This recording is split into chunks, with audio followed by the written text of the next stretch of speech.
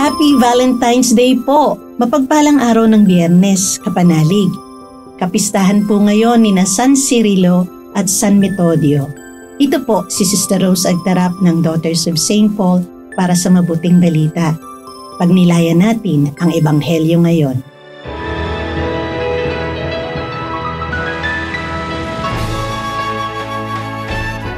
Umalis si Jesus sa lupain ng Tiro at dumaan sa Sidon papunta sa lawa ng Galilea.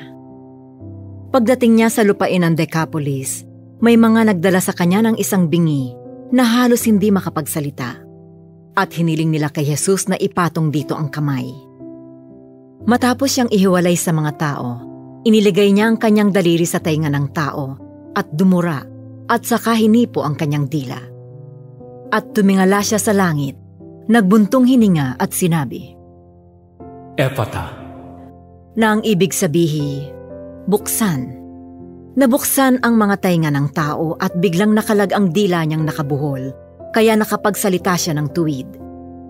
Tinagubilinan sila ni Jesus na huwag sabihin ito kanino man, ngunit habang pinagbabawalan sila, lalo naman silang nagpapahayag. Labis na namangha ang mga tao at sinabi nila, Pinaigi niya ang lahat, nakaririnig ang bingi, at nakapagsasalita ang pipi.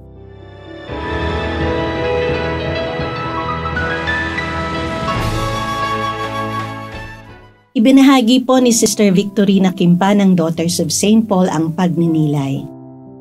Valentine's Day po ngayon. Siguro pagkagising pa lang ninyo ay kabi-kabila na ang greetings ng Happy Valentine's, I love you.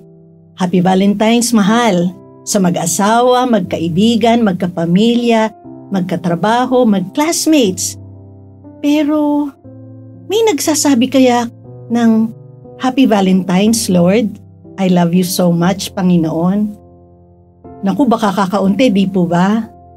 Sinabi ng Panginoon kay Propeta Isaías at sa bawat isa sa atin, tinawag kita sa iyong pangalan, ikaw ay akin, mahalaga ka sa aking mga mata at mahal kita.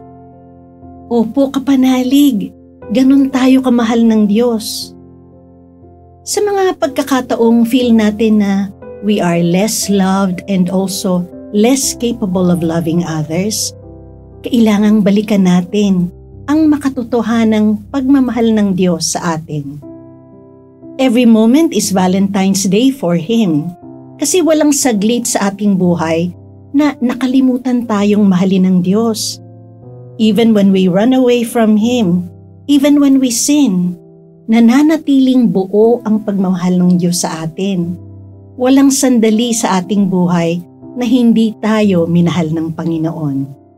Kaya nga, napakahalaga na nakaugat tayo sa pag-ibig ng Diyos. Dahil ito ang nagbibigay sa atin ng kakayahan na tunay na mahalin ang ating sarili at ang ating kapwa.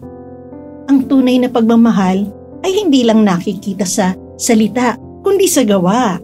Yan ang tinatawag na responsible love, marunong magmalasakit at magsakripisyo para sa minamahal. Makikita natin ito sa mabuting balita ngayon. Ang lalaking pipi at bingi ay dinala ng mga tao, maring kanyang mga kapitbahay o kaibigan, palapit kay Jesus. Nakiusap sila na ipatong ang kanyang kamay upang pagalingin siya. Ilang beses nagiging daluyan ng biyaya ng Diyos ang ating mga munting panalangin at little acts of love para sa iba. Ang ating pangangalaga sa kapwa ay mabisang gamot na nagpapagaling ng katawan at ng espiritu.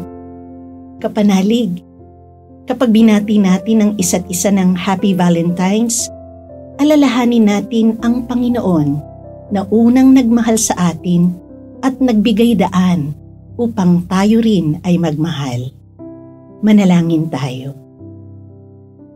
Panginoong Hesus, hayaan mong lumaganap ang iyong pag-ibig sa amin upang maging daluyan kami ng iyong pagpapala sa isa't isa. Amen. Mga kapanalig, maraming salamat po sa inyong suporta sa aming misyon. Subscribe, like, and follow po Lines Sa aming social media accounts, patuloy po kaming humihingi ng inyong tulong upang maipagpatuloy ang programang ito. Maaari po ninyong ipadala ang inyong love offerings at donasyon sa aming donations channels. Makakaasa po kayo na kasama lagi ang inyong mga intensyon at kahilingan sa aming panalangin araw-araw. Ito pong muli, si Sister Rose na nag-aanyaya sa inyong manalangin. Panginoon, gisingin nawang muli ng biyaya ng Hubileo ang pagnanasa namin sa kayamanang makalangit. Tulungan mo kaming ipalaganap ang kagalakan at kapayapaan ni Kristong aming manunubos sa buong mundo. Amen. We are here to provide a new way of communicating and proclaiming the gospel.